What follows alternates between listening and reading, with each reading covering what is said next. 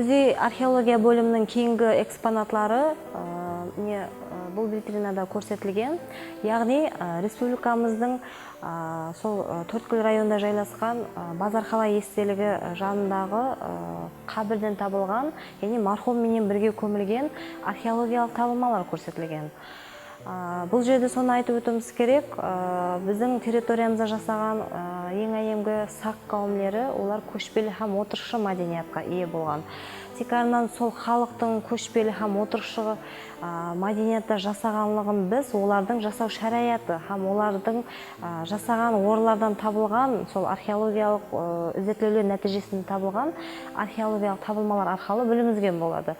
Мәселен, тарихта сол сақ қауымдары жасаған территориялар сол әйемгі Амудария бойлары, ескі Ақшадария делтасы бойлары деп айтып өттік жаңа сөзімізде.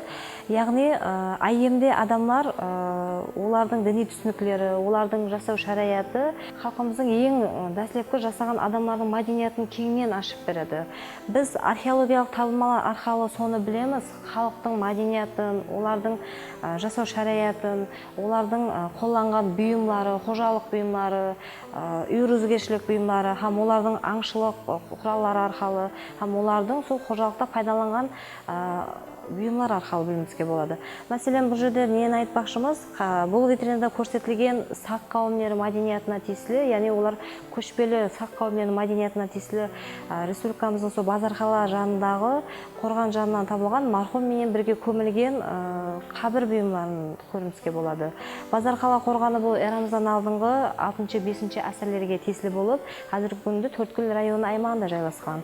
Бұл витринада көрсетілген сол мархумменен бірге көмілген бұйымдар сол өлген адамның о дүнияда оған керек болады деген ескі сенімдер болған.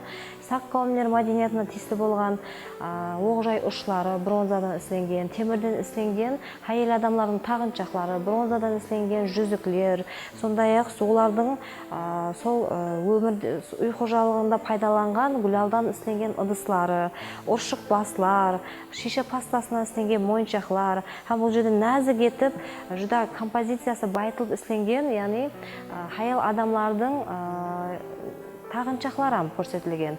Бұл жердегі қойылған экспонатларымыз қабір ішінен ашылған болып, мархумменен бірге қосып көмілген.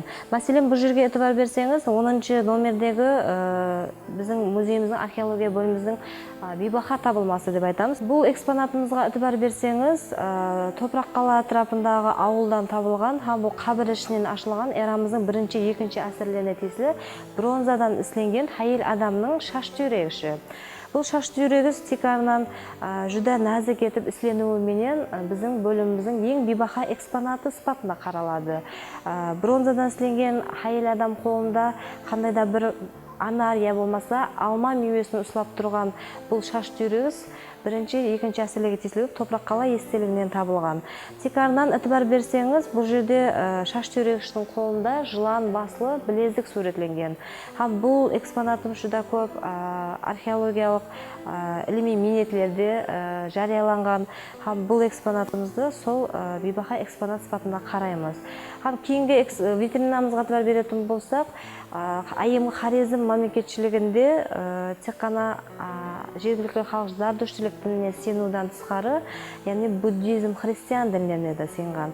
Бұны біз сол археологиялық естеліктерден табылған ең ескі діни терракота материалдан ісленген кішкене хайкелшелер арқылы көруімізге болады.